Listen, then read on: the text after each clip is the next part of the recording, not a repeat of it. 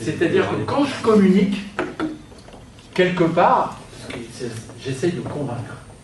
Pas genre, wow, super ce qu'il fait le mec, non. J'essaye de vous convaincre depuis tout à l'heure que ça peut faire avancer, ça peut changer des choses. Par exemple, moi ce que j'aime en tant que type violet, c'est que les gens avec qui je travaille montent en compétence. Ça c'est très violet.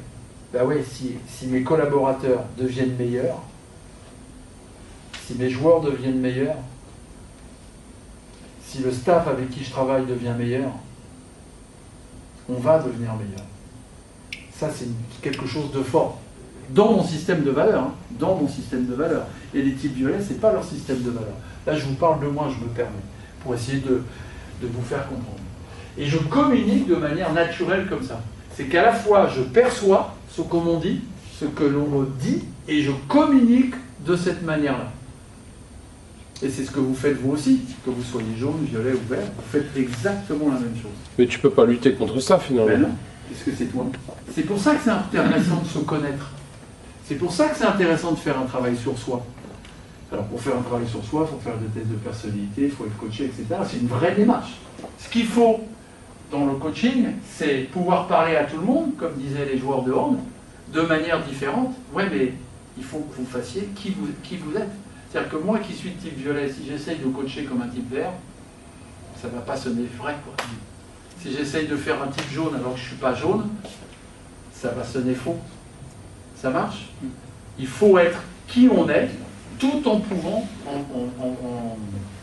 en se permettant de parler aux autres et d'accrocher les autres pour les ramener vers vous. Vous voyez, notre difficulté de coach, mais ça doit être une de nos compétences. Hein. Ça doit être une de nos compétences. De parler à tout le monde tout en étant qui on est. Mais pour savoir qui on est, bah, il faut faire du travail sur soi. Alors je ne vous parle pas d'aller voir un psychothérapeute, hein. C'est pas ça que je veux dire. Mais petit test de personnalité, savoir comment on fonctionne. Et c'est aussi un petit peu pour ça que je fais ça, pour essayer un peu d'éclairer les individus. Et ça leur parle en disant ouais, ça me parle. Ce qui est apparu là, c'est la couleur secondaire. Alors la couleur secondaire, elle peut bouger ou pas. Moi, je suis de couleur secondaire rouge. Et la couleur secondaire, c'est ma motivation actuelle. C'est-à-dire que moi, j'aime bien le challenge. Est-ce que je vais réussir mon coup ce soir? Est-ce que je vais être beau? Ça me plaît. Je ne vous connais pas, je ne sais pas, je ne connais pas votre culture. Est-ce que je vais réussir à vous accrocher? Si j'y arrive, je suis content. Ça me fait plaisir. J'ai réussi mon challenge. Pas pour que vous disiez « Ah, c'était génial, c'était super » ou « Ah, qu'est-ce que c'est emmerdé ?» C'est pas ça qui m'intéresse. C'est est-ce que j'ai réussi à vous accrocher? À accrocher 2-3? Ouais, ils sont intéressés. Tiens, qu'on va échanger après. Ça, c'est un vrai challenge pour moi. Ça me plaît. Sauf que quand je suis sous stress, mes deux couleurs apparaissent et suivant le mélange, alors il peut y avoir tous les mélanges. On peut être violet-violet, on peut être vert-rouge, on peut être jaune-bleu, on peut être bleu-violet, on peut être orange-jaune, jaune-orange, peu importe. Tous les mélanges sont bons et surtout, il n'y a pas de bonne ou de mauvais type de personnalité. C'est pas comme ça. Il y a des gens qu'on arrive à motiver, il y a des gens qu'on n'arrive pas à motiver et donc on n'arrive pas à satisfaire leurs besoins psychologiques fondamentaux. C'est-à-dire type orange, besoin d'être apprécié, type violet, besoin qu'on son avis soit pris en compte, type bleu, besoin d'être apprécié pour la qualité de son travail, etc. etc. Ça peut changer. Ouais, ça peut être violet. Alors, qu'est-ce qui va changer en fait? Souvent, c'est 10 ans, 20 ans, 30 ans, 40 ans, toutes les dizaines, parce que c'est des étapes de la vie. Ça peut être je me marie, je divorce. Ça peut être j'ai un enfant, j'ai gagné au loto. J'aimerais bien. J'ai gagné au loto. Un décès, un mariage, quelque chose qui peut être au niveau émotionnel assez fort et qui peut transformer les individus. Par contre, vous allez me dire, ouais, mais c'est quoi toutes ces autres couleurs là qui arrivent? Eh bien, cet individu-là, garçon ou fille, dominant de violet, aujourd'hui orange, de secondaire, très peu de vert, pas mal de bleu, alors rouge quasiment inexistant et un petit peu de jaune. Et ça, c'est lié aussi, et on revient par rapport à ce que l'on vit. Souvent, quand on fait un test de personnalité chez des gens plutôt âgés, eh ben, on voit que les couleurs sont pas toutes à 100%, mais pas loin. Parce qu'on a vécu beaucoup de choses et qu'on a été amené tout au long de notre vie à pouvoir développer des savoir-faire. Ok ? Chez les jeunes, c'est violet, et puis au bout d'un moment, ça bouge un petit peu ou pas. Et puis, on développe. Chez les jeunes, généralement, si on doit faire un test de personnalité chez les jeunes, ça va être dominant violet, la secondaire qui apparaît pas mal, et puis les autres, peut-être plutôt comme ça. Pas trop développé, bah ouais, je me cherche un peu, quoi. Est-ce que je dois être un peu, ou est-ce que je dois être un petit rigolo, est-ce que... Voilà, j'expérimente. Et c'est bien, je vous dis, un maillage subtil entre l'héritage que vous ont donné vos parents, et puis ce que vous vivez qui fait que la personnalité se développe plus ou moins. Les 6 personnalités, vous les avez tous, toutes, plus ou moins à différents niveaux, différents pourcentages, différents degrés, vous avez vu, et ça peut évoluer bien évidemment. La seule chose qui ne bouge pas, c'est ça. C'est la couleur dominante. Celle-là, elle est fixée et elle ne bouge pas. Et on ne s'en rend même plus compte. En fait, ça, c'est le cerveau.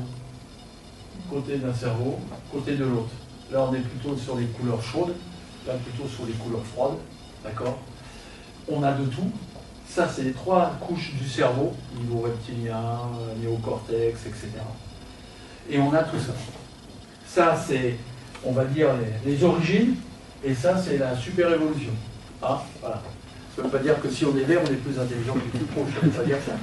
Ça veut dire que même si je suis petit vert, je possède ça, parce qu'au bout d'un moment, il faut faire les choses. Ça, c'est à l'opposé. Effectivement, naturellement, il serait, bah oui, lui, il ressent les choses, alors que l'autre, il est sur la pensée. On est complètement à l'opposé. Lui, il est sur la réflexion, alors que lui, il est sur faut envoyer. Lui, par exemple, le type rouge, il réfléchit quand il parle. Alors que le type vert, il va réfléchir et il va parler après. Vous voyez l'idée? Il a besoin de... Lui, il juge, alors que lui, il faut s'amuser. Alors, on n'est pas là pour s'amuser. Filtre de perception et de communication. Je perçois par la réflexion. Je suis type vert, je réfléchis. Je suis type jaune, je réagis. Ah ouais, ah, c'est cool, c'est fun, ah, ça me plaît. Je suis de type orange, je ressens les choses. Mais ça peut être ça, mais profondément, quoi. Je me sens bien, je me sens pas bien. Là, j'ai le jaune que ça bouge. Là, je juge, je jauge. Et là, je suis sur la pensée. Et la pensée presque mathématique. Et je communique aussi comme ça. Et là, on n'a pas trop le temps, mais en formation, on donne des exemples quand on va acheter une voiture. Un type rouge, lui, quand il rentre dans le magasin, il dit « Moi, c'est celle-là que je veux. » Comment ça, je ne vais pas, elle n'est pas prête? Bah oui, non, mais moi, je la veux, j'ai l'argent, je veux. Type orange, oh, elle est confortable. Type jaune, oh, elle est cool la bagnole, t'as vu les couleurs, c'est génial. Type bleu, elle fait combien de 0 à 100? Et combien elle consomme? Type vert, oui, je vois bien, c'est une voiture, ouais, ah, je me vois bien là-dedans, ouais, la famille, tout ça. Ouais, c'est même, ça va être dur de me décider parce qu'il y a le même modèle chez Volkswagen, il y a le même modèle chez... il y a le même prix. Comment je vais faire pour décider? Ça va être compliqué. C'est fiable ou pas? Qui a garanti 7 ans? Ça, c'est... Il faut être fort. Je pourrais faire monsieur, madame. Je peux faire coach, joueur. Allez, on va faire monsieur, madame, ça va faire plaisir aussi. Vous allez kiffer, vous allez voir. Si c'est le mec il est comme ça, il est trop bon. Je suis type bleu. Chérie, comment ça va Il parle type bleu. Ah oui, il parle, il communique comme ça. Comment ça va alors? Qu'est-ce que tu penses de ta journée? Qu'est-ce que tu penses? Il est là. Madame de type orange. Oh, je me sens pas bien, chérie. Ça va pas, on va passer une bonne journée. Comment ça, tu te sens pas bien? Il s'est passé quoi? Lui, il va pas assez bien. Ah, mais non, enfin, c'est compliqué. Je n'ai pas passé une bonne journée. C'est compliqué. Ben oui, mais lui, il parle bleu, elle parle orange. On ne peut pas s'entendre. C'est pas possible. Parce que lui, il veut des précisions qu'il n'a pas. Et elle n'a pas besoin de précision, puisqu'elle, elle est dans le ressenti. Mais comprends-moi que je me sens pas bien. Oui, mais moi, j'ai besoin de comprendre pourquoi tu ne te sens pas bien. Alors qu'elle, c'est pas le pourquoi qui m'intéresse, c'est juste que tu comprennes que je me sente pas bien. T'as pas fait un bon match samedi, comment ça se fait? Et coach, je Ça arrive, je sais pas. Je sais pas, ça allait pas. Oui, mais attends, moi je veux bien t'aider là. Il va falloir que tu me dises ce qui s'est passé parce que je comprends pas là. Ouais, mais coach, c'est compliqué à te dire quoi. Je sais pas, ça allait pas, ça allait pas. Ouais, mais c'est toujours la même chose. Moi j'ai besoin comme coach de précision et toi tu me rappelles, tu me donnes du ressenti, ça peut pas aller. Donc la communication, elle est forcément compliquée. Coach, même chose, on reprend. Ouais, mais ce matin j'ai pris la bagnole, accident de voiture, la voiture, elle est morte. Je suis rentré le midi, j'ai dû appeler le taxi parce que le gamin était malade, j'ai passé mon après-midi à l'hôpital, et ce soir je vais en match. Ok, ce matin tu as eu un accident de voiture. Alors, c'est négatif, je fais exprès que ce soit que négatif. Ce midi, il y a une contrainte, et je comprends pourquoi hier soir tu n'étais pas très bien. Mais tu ne pouvais pas m'en parler. Si tu m'en parles et que tu me dis ça, moi je te coach d'une manière différente derrière. La difficulté aussi des individus, mais quelle que soit la couleur, c'est d'accepter que les autres fonctionnent d'une manière différente. Et le type jaune, écoute, oui je sais que tu as besoin d'eux, que ce soit différent, que machin, ok, que tu as besoin, je comprends d'ailleurs, de temps en temps je te lance une petite vanne, et même en match, là, je lui lance une petite vanne, un petit truc, ou je le prends à part, je le manage, etc. Il faut qu'il accepte que les autres ne soient pas comme lui.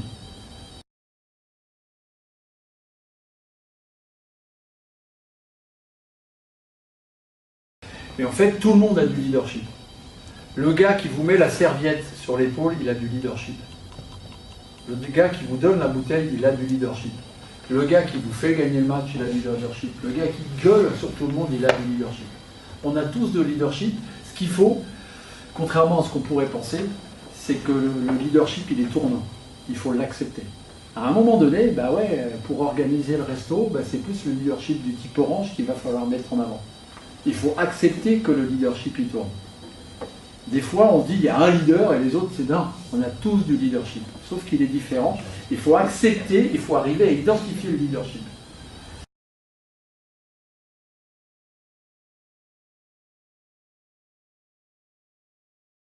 Méridian, il a fait des études, ça date de 67, mais elles sont toujours valables. Que retient-on, c'est un chercheur, que retient-on d'un discours? Qu'est-ce que vous retenez depuis tout à l'heure de ce que je peux vous raconter depuis bientôt 2 heures? Il y a des études qui ont été faites et les retours des gens qu'on a interrogés retiennent 3 choses. Ils retiennent le verbal, les mots. Les mots, vous retenez les mots de ce que je dis. On retient le paraverbal. Alors, le paraverbal, c'est tout ce qui se passe ici, c'est l'intention de voix, les mimiques. Et puis, on retient le non-verbal. Et on s'aperçoit que, curieusement, on ne retient pas grand-chose de ce qu'on dit. On retient à peine 10%. C'est-à-dire que depuis tout à l'heure, depuis 2 heures, vous retenez à peine 10% de ce que je dis. Par contre, ça commence à augmenter au niveau de la manière dont je vais, le ton de voix, est-ce que je vais m'exprimer, les mimiques, les étonnements, la froideur de mon visage ou pas. Et surtout, on retient 55% du non-verbal. Alors vous imaginez quand vous faites ça aux arbitres. Ils cherchent à savoir si vous avez raison ou tort. Ils sont en train de se dire, le coach il est en train de râler. Puis même chose, quand il fait à son collègue, c'est ça que vous retenez. Vous savez que vous allez avoir une technique, il n'a pas besoin de vous le dire. On pourrait prendre 2 personnes à l'extérieur. Ils sont en train de discuter, on pourrait savoir s'ils se connaissent, si c'est plutôt sympa, ou s'ils sont plutôt à vouloir se mettre dessus. On pourrait dire, oh là là, putain, ça chauffe là. Ah, putain, ils ont l'air de bien se marrer les deux dehors. Là. Ça a l'air d'être marrant ce qui se raconte. Simplement, le non-verbal. Ce que je veux vous dire par là, c'est que c'est plus la manière dont on dit les choses, plutôt que ce que l'on dit qui est important. Je vous prends un exemple. Regardez. Je vais dire la même chose. Je prends Christophe. Christophe, t'es un salopard. Christophe, t'es un salopard quand même. j'ai dit la même chose. Bien sûr, vous avez retenu que Christophe c'était un salopard. Ça, là-dessus, tout le monde le sait. Mais c'est un bon salopard. Le premier c'était plutôt affectif. Sourire. Et le deuxième, c'était si je t'en mets une, quoi. C'est bien la manière dont j'ai dit les choses que vous avez retenues. La différence des deux, c'est pas les mots. Oui, les mots, vous les avez retenus. Mais la manière dont j'ai communiqué avec Christophe, elle est complètement différente. Et en fait, c'est ça qu'on retient. Et quand vous coachez, c'est ça que retiennent les joueurs. Bien évidemment, ils vont faire attention à ce que vous dites. Et on l'a pas mal travaillé quand même, donc c'est de la redite hein, pour les matchs. Là.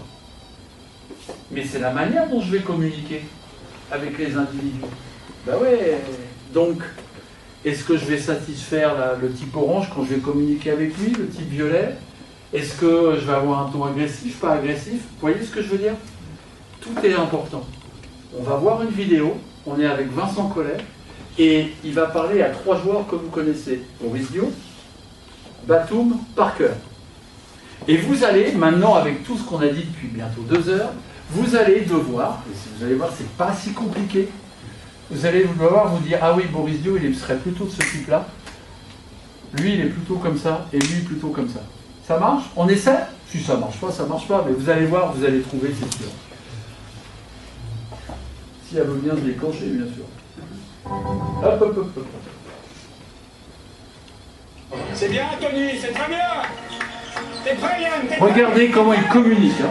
On essaye de trouver. Accord, fermé. Boris, on peut parler une minute ou deux. Il faut pas que l'arrivée, en plus je suis sûr qu'on a parlé avec Tony, moi j'en ai parlé un peu avec lui, il va essayer de plus vous impliquer au départ. Donc il faut vraiment que vous en profitiez pour qu'on partage un peu plus la responsabilité. Ça sera une victoire en équipe, c'est pas une réaction individuelle, c'est une réaction collective. Tenez pas de mauvaise pression. Tu sais, je te connais, je te vois, je t'observe. C'est pas comme ça qu'on va dans un combat. Combat, il ne faut pas y aller tout seul. Il faut sentir cette force collective. Tu ne supportes pas la pression du résultat sur tes épaules. Pense d'abord à être utile, à être dans le jeu, puis le reste va venir. Ton talent parlera après. Vous avez un jeu de niveau sur ce qu'on a montré dans les matchs précédents. Voilà, ça c'est ce qui me met les boules. J'arrive pas à être déçu, frustré, parce qu'hier, on se comprend et ça montre le chemin qu'on a. Voilà, exactement. Et un jour, on va ramasser. Il faut que les jeunes progressent, il faut que les anciens continuent à venir, et qu'on en ramasse un million de vie. Boris Dio. Alors, pourquoi vert ce Parce qu'il détruit son regard. Absolument. Ça, vous avez vu, 3 fois il l'a fait. Parce qu'il a besoin, pour être avec le coach, d'aller ailleurs et de revenir. Comment il s'adresse à lui, collègue? Qu'est-ce qu'il fait? En lui demandant s'il a un peu de temps. T'as 1 minute ou 2. Ça paraît rien, mais recontextualiser dans le temps. En septembre, on était là. En décembre, on est là. À la fin de l'année, il faut être là. Je remets dans le temps. Temps et espace. Et comment il communique? Il y a une différence quand même avec Batum. De la distance. Et à la fin, on pourrait dire, ouais, mais c'est du orange puisqu'il dit que ce sera une victoire collective. Oui, ce sera.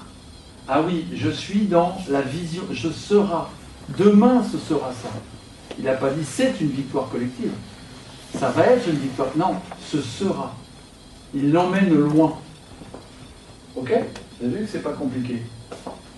Batum. Alors, reprenez ce qu'il fait, ce qu'il dit, qu'est-ce qu'il cherche à faire? Dans le ressenti un peu. Dans le ressenti, absolument, mais qu'est-ce qu'il cherche à faire? Il veut être... Déjà, comment il communique avec lui? Déjà, il fait bon, type orange, ça le rassure. Il fait que rassurer dans le discours. S'il ne va pas tout seul, sans ressentir la force collective. On est là avec toi, t'inquiète pas, je suis là pour te rassurer, tout va bien se passer. Le type orange a besoin d'être rassuré. Et Parker? Rouge. Pourquoi violet? Pourquoi violet? C'est ça qui m'intéresse. Et pourquoi rouge? Parce qu'il parle de challenge, il parle de...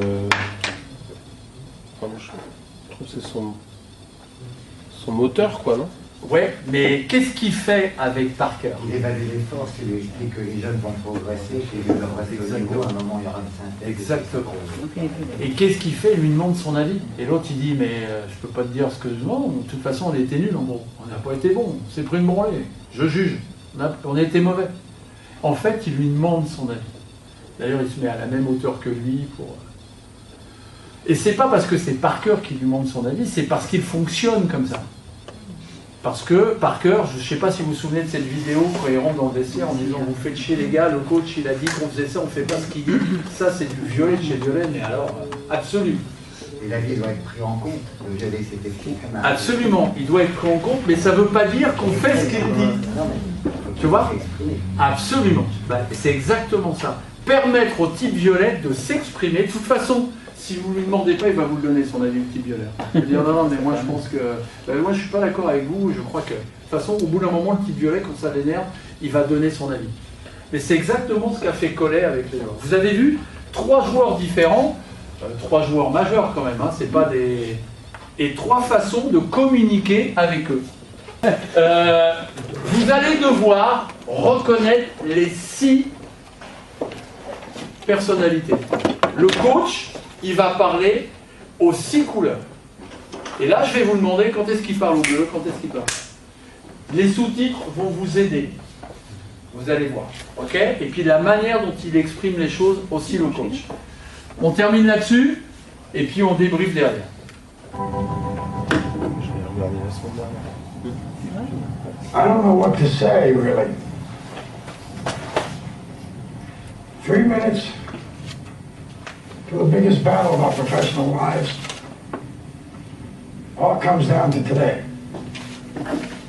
Either we heal as a team, or we're going to crumble. Inch by inch, play by play, till we're finished. We're in hell right now, gentlemen. Believe me. And we can stay here, get the shit kicked out of us, or we can fight our way back into the light. We can climb out of hell. 1 inch at a time. Now, I can't do it for you. I'm too old.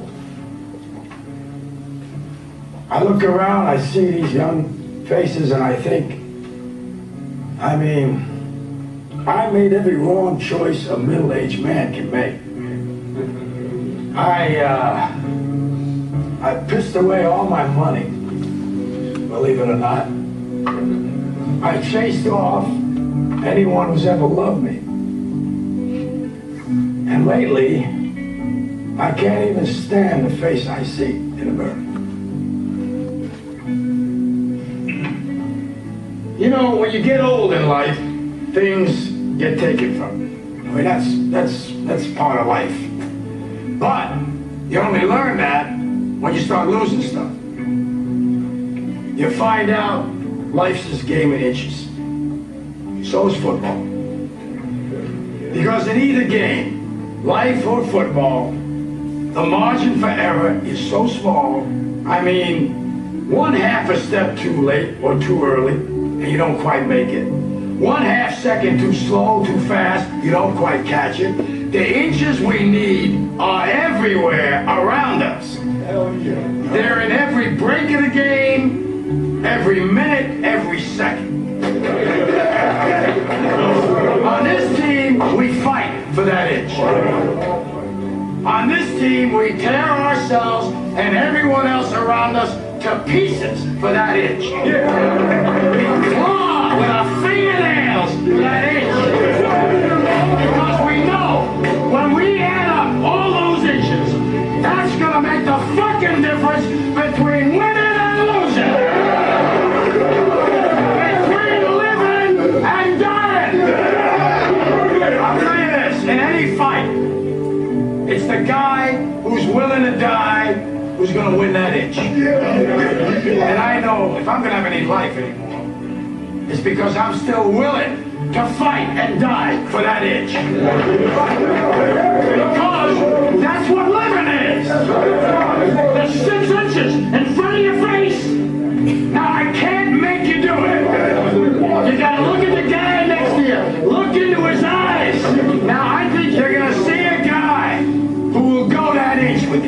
you're going to see a guy who will sacrifice himself for this team because he knows when it comes down to it, you're going to do the same for him.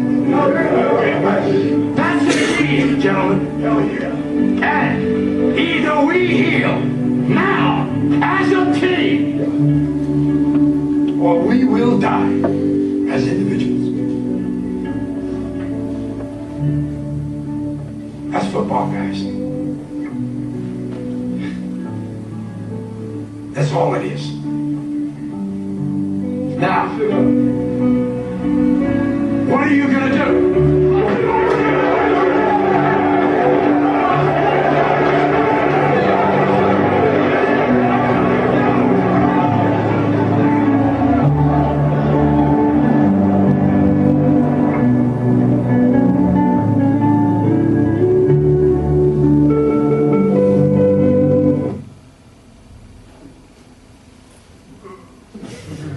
Quand est-ce qu'il fait du bleu? Dans Dans son discours, quand est-ce qu'il fait du bleu? Les sous-titres étaient importants. Je parle des cas de mi-temps en avant ou en arrière. Par exemple, la force de précision, centimètre par centimètre. Il revient souvent sur un pas en avant, un pas en arrière, centimètre par centimètre. Tout ça, c'est important. C'est aussi simple que ça. Le fait de préciser que c'est un gagne-terrain au foot américain et que c'est chaque centimètre qui va être gagné, va être bon pour l'équipe, c'est des précisions importantes. C'est pas, on ne gagne pas 30 mètres d'un seul coup, on y va petit à petit. C'est des précisions. Hop, vous accrochez le petit bleu. Quand est-ce qu'il fait du violet? Il dit des mots forts à un moment donné. Oui. On faudrait le repasser encore. Quand il dit on vit ou on meurt ensemble, quand il dit les combats, c'est ces combats-là qui font on va mourir pour ces combats-là, c'est ceux qui sont prêts à mourir pour ces combats-là. Ça, c'est du type violet, les valeurs fortes de l'équipe. Quand est-ce qu'il fait du jaune? Il parle des erreurs qu'il a commises. Quand j'entends Il parle des erreurs qu'il a commises. Exactement. Dans le film, ça se passe mal hein, dans l'équipe. Il joue le match, c'est la finale, il faut le gagner. Si on gagne, là, on est. L'autre, le vieux, là, il nous parle, il a perdu, c'est ça, il a fait des conneries. Et le type jaune, qu'est-ce qu'il nous raconte, le coach? Ça surprend. Le type jaune, ben, ça l'accroche. Parce que ça paraît presque. C'est pas compatible, vous voyez. Alors que c'est sérieux, il arrive quand même à nous parler de lui. Et ça l'accroche. Effectivement, c'est quand il parle de ça. Quand est-ce qu'il fait du orange? Quand tu parles de regarder le mec à côté de lui, absolument. L'équipe. Toujours par rapport à ce centimètre, il dit regardez avec qui vous allez pouvoir le faire. Ça, c'est du type orange. Toc, vous l'avez accroché. Quand est-ce qu'il fait du type vert? Ou alors plutôt, comment il fait du type vert? ça va. Vas-y, j'ai pas entendu. Au début, il parle assez calmement, assez doucement. Ouais, il y a ça, mais il n'y a pas que ça. En fait, c'est lui qui fait plutôt du type vert. Parce qu'il s'évade. Il s'arrête un moment. Absolument. Même il fait comme ça, et il repart. Effectivement, le rythme, on pourrait dire qu'Al Pacino, dans le film, pourrait être un coach de type vert. Vous voyez, ça peut être déterminé, un type vert. Mais, alors ça lui fait du bien, mais ça fait du bien aussi aux joueurs qui seraient éventuellement de type vert. Ok? Quand est-ce qu'il fait du rouge? Exactement. Alors les gars, cap ou pas cap? Vous êtes prêts à faire quoi? Cap ou pas cap? On y va ou on n'y va pas là? Boum. Vous avez vu d'ailleurs, je reviens sur le type jaune, quand il a commencé à parler de ça, ça souriait. Vous avez entendu un peu? Ça rigolait un peu. Ok? Voilà, c'est... Alors oui, c'est scénarisé, c'est un film, etc. Mais je vous aurais montré l'extrait de Jacquet, j'aurais débriefé de la même manière. Vous aurez vu, là il a parlé au jaune, là il a parlé au bleu, là il a parlé exactement de la même manière. Je ne sais pas s'il le faisait exprès à l'époque, mais en tout cas, voilà. L'idée, c'est d'aller accrocher par un regard, par une intonation, par un mot ou deux, d'aller accrocher les différents types de personnalités dans votre coaching, dans votre mise au point à la mi-temps, dans votre débriefing d'après-match, dans vos entraînements, etc. Et puis quand vous allez parler, vous avez vu, comme on a vu Collet qui parle aux 3 joueurs de manière un petit peu différente, parce qu'ils sont différents. Allez chercher les joueurs pour ce qu'ils sont, non pas pour ce qu'ils font toujours, mais pour ce qu'ils sont. Vous allez éventuellement les évaluer par rapport à ce qu'ils ont fait, mais pour les remettre dans une zone de motivation et les remettre en zone favorable d'apprentissage, allez les chercher pour ce qu'ils sont. Et c'est bien les savoir-faire et les savoir-être combinés qui font qu'on devient un bon coach. Oui, j'ai besoin de connaître l'activité, mais si je suis... si mon discours passe pas, bah, ça passe pas. Ouais, je suis un super communicant, mais l'activité, je la connais pas trop et c'est compliqué. C'est bien la combinaison des deux. Et quand on voit certains coachs, ils connaissent à la fois l'activité et ils savent aussi communiquer. Okay, c'est bien la combinaison des deux. Je voulais vous remercier. Ça m'a fait un grand plaisir. C'est pas de la démagogie du tout. Parce que j'aime faire ça. Je ne sais pas si ça se voit. Mais c'est quelque chose que j'aime faire, que j'aime transmettre, parce que j'y crois fort. Vraiment. Ça ne règle pas tout. C'est un outil comme un autre. C'est un outil comme le pick and roll, comme la défense de zone, comme le 1 contre 1, comme le tir. C'est un outil. Mais si on arrive à pouvoir associer les outils des savoir-faire avec les outils des savoir-être, ça revient à ce que je disais, je pense qu'on devient plus compétent. Et ça fait, et on est dans une forme de bienveillance, même si de temps en temps, c'est pas le monde des bisounours, je vous l'ai dit, faut recadrer les choses. Mais on peut recadrer en étant bienveillant, parce qu'on va chercher les individus pour ce qu'ils sont. Merci beaucoup de votre attention, et j'espère que ça vous a un petit peu approché.